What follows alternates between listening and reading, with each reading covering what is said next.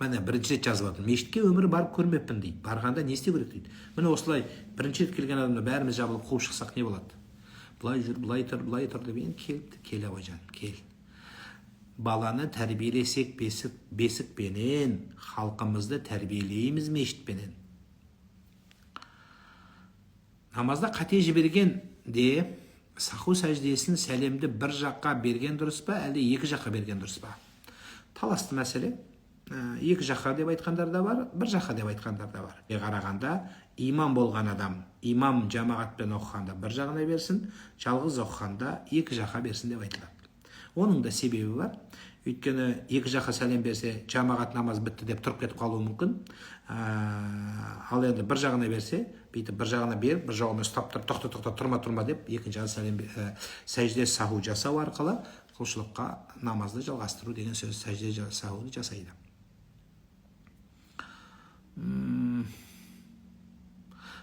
Қаза намаз 6-дан асып апталап кетсе, қалай оқысам болады, өтініш жауап бересіз бе? Енді бір күндік намазы қаза болған адамды тәртіп иесі дейді, сахибу тәртіп дейді. Бұндай адам бірінші қазаны оқиды. Содан кейін барып кірген намазды оқиды. Қалған қазасы көп, сіз айтқан 6 күндік намазы бар адамдар бірінші кірген намазды оқиды, содан кейін қазаны оқиды. Қазаны оқыған кезде жамағатпен оқымайды, жалғыз оқиды. Және бір мәселе, мешітте оқымайды, оқыса да азан айтпайды, қамат түсірмейді. Елдің алдында көрсетіп оқымайды. Дауыстап оқылатын намаз болса да іштей оқиды жалғыз оқыған кезде. Неге? Өйткені намаз оқымайтын уақытта ол қаза өтей береді. Сондықтан тек қана үш уақытта өтілмейді. Күн тік тұрғанда, күн батып бара жатқанда және күн шығып келе жатқанда, қалған уақыттың бәрінде қаза оқылады. Қазаның тек қана парызы оқылады, сүннеттер оқылмайды. Тек қана таң намазына қатысты, егер сол күнгі түске дейін оқыса, онда ғана сүннетімен оқиды.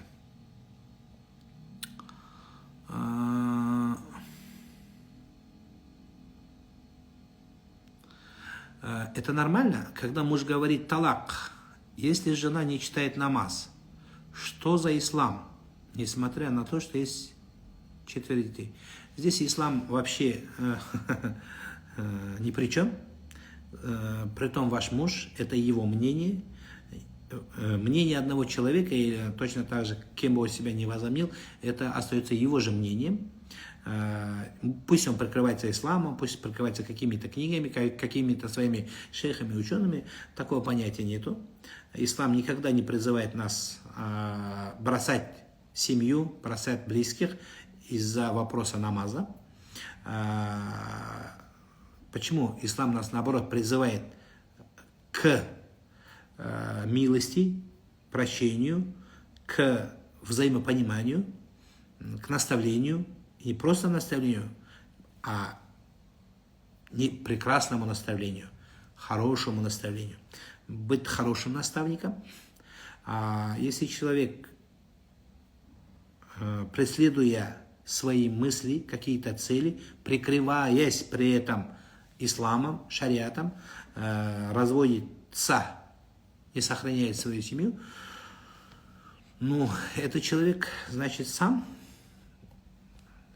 заблудший человек. У многих ученых супруги намаз не читали, разные люди были. Поэтому жена, знаете, она именно индикатор к приближению Всевышнего, либо отдалению.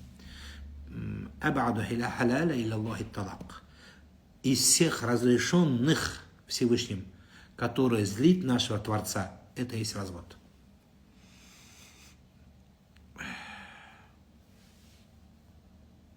Ұстаз, адамға жын кірсе, кейін шығарса, емдеп, қандай да бір әсер қала ма?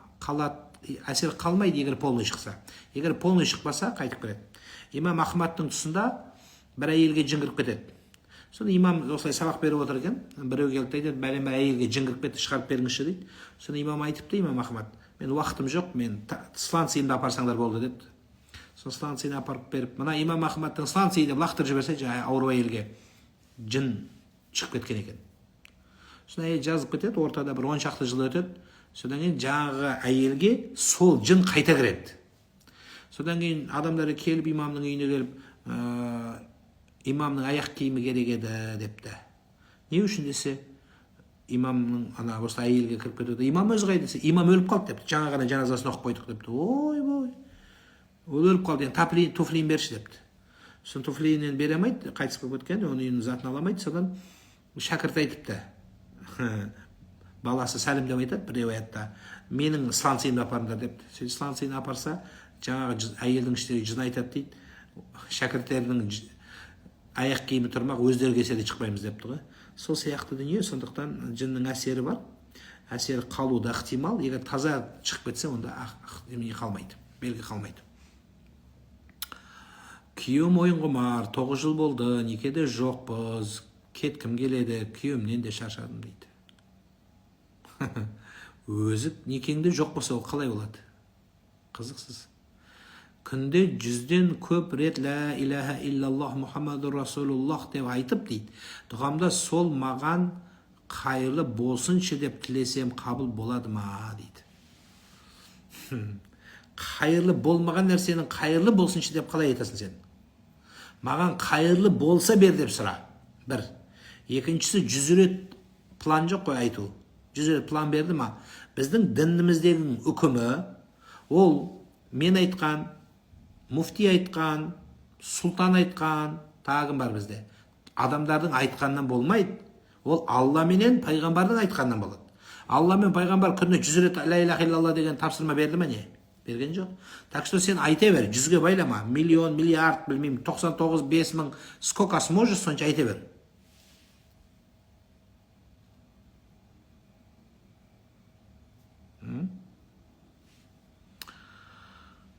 Намазда мұрнынан су ағып, жөтеліп қалса, намаз қаза болып кете ме дейді. Намазыңнан мұрныңнан су ақса да, мұрныңнан мұрынбоқ ақса да, мұрныңнан нефть ақса да, намаз бұзылмайды. Енді сен де ағызбай намаздың алдында желательно бәрін тазалап алсашы. Андай бутылка тазалайтын ёршиктер болса, ёршикпенен әбден тазалап, жан-жағын бәрін тазалап алып оқы, желательно. Содан кейін барып, егер тоқтамаса, салфетка бар ғой, салфеткаларды мұрныңа тығып алып оқы, желательно. Дайындал намазға. Ай, осы ағадау деп дайындал. Ағады, тамшылайды, салбырайды, үзіледі деген нәрсенің бәрін тазалап ал заранее. Сонда да болмай, аузынан тықсаң, мұрнынан кетіп, мұрнынан тықсаң, аузынан ағып, екеуін бітесең, құлағынан ағып атса, онда енді аққан күйде оқи бересің. Өткенде біреу айтады, кішкене қолтығым терлесе, дәрет бұзыла ма дейді. Бұзылмайды дедім.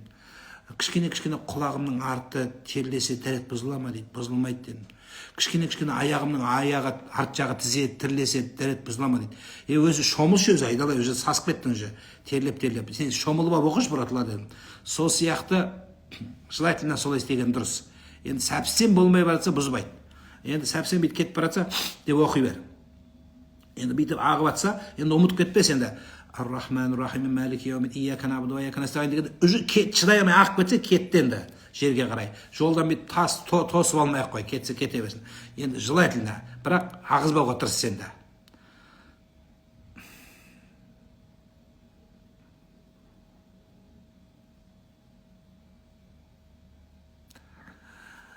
Алла бізден ашулы екенінен белгісі бар ма?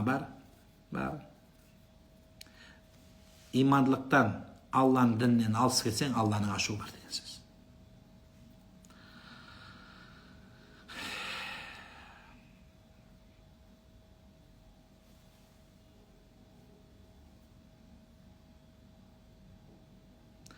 Құран оқыңыз, жауап бар дейді. Қате сөз, сіздің айтқаныңыз. Жалпы ой дұрыс, идеяңызшы. Адам Құранды оқи алмайды ғой. Құранды оқып, Құранда мансұқ болған аяттар бар да, мағынасы жойылған. Сол жерде, ол жерде аятты ол білмейді, Құран оқығаннан ана интернетте жүр ғой, арақ іше берсе болады деген аят бар деп. Сол үшін елдің бәрі Құран оқығаннан бәрі ғалым болып кете бермей ме шетінен? Бәрі Құран оқып жатыр. Сөйтсе, анау Құран ол академиялық кітап айналайын. Елдің бәрі бүйтіп Құранға жақындата береміз деп ойлайсыздар сіздер. Соны Құран оқып алады да, Құранда мынау жоқ, Құранда 5 уақыт деген намаз жоқ дейтіні сол. Құран тұрмақ, прямо хадисті оқып та адам дұрыс түсінбей қалуы мүмкін. Сол үшін мына ретімен оқыған дұрыс. Электронды Құранды дәретсіз оқыса бола ма? Ал, жауап беріп көр, не жауап бересің осыған? құранды оқи бер деп айт. Қалай? Сондықтан әр нәрсенің өзінің реттілігі бар. Электронный құранды, жалпы құранның бәрін дәретпен оқыған дұрыс. Барлық құранды. Электронный, не электронный, полуэлектронный, барлығын. Бірақ Құран кітап күйінде, мұсхаф күйіндегі кітапты илләл мутахарун тек қана дәреті барлар ұстайды. Басқа Құран демек Құран үкіміне кірмейді деген сөз. Алланың сүйікті құлдары кімдер? Күнәні тастап, туралыққа келген сізсіз. Құдайдың жақсы көрген құлы. Қазір мені тыңдап отырып, сол бір сөзімнің бір сөзі жүрегіңізге орын алса, Құдайдың жақсы көрген құлы сізсіз. Анау туылғаннан намаз оқып, бәленбай кітап оқыдым деп, ана Египетті көріп келдім дегендер емес. Олар емес. Олардың да жүріс тұрысын көріп атыстар ғой, қандай жүріп тұрып атқан. Олар емес.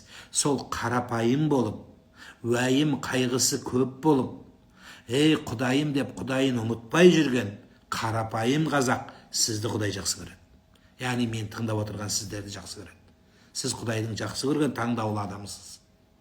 Таңдап тұрып Алла сізге осыны берді. Құдай біліп тұрып сізге жүрегіңізге қателігіңізді біліп тұрып Алла тағала иман салды. Сізді жақсы көреді Алла.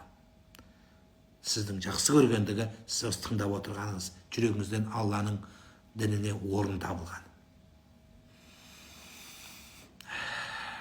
Тек осыны ұстап қалыңыз. Қаза намаздарын оқығанда тек парыз оқылады ма, әлде сүннет оқылады? Тек қана парыз оқылады. Соңғы кезде нервный болып жүрмін, қатты балаларымды боқтай беремін, қатты жаршап жүрмінші дейді. Консультация тегін. Консультациядан ақша алмаппын әлі ешкімнен. Енді нервный болып жүрсеңіз не болады? Балаңыз дұрас, ертең балаңызға қарабет боласыз. Балаңыздың жүрегінде жазылмайтын жара болады. Өліп талып жұмыс істейсіздер де барлықтарымыз. Бала шағаңыз үшін. Естімеген сөзіңіз қалмайды.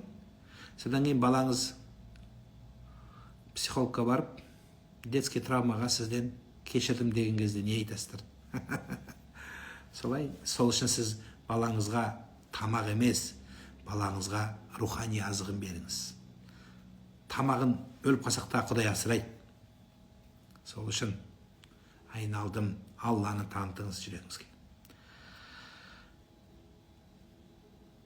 Өмірдің бәрі жақсы, бірақ жүрек тыныштығы емес. Бүгін жүрек тыныштығынан бір хабар өтті, соны көріңіз.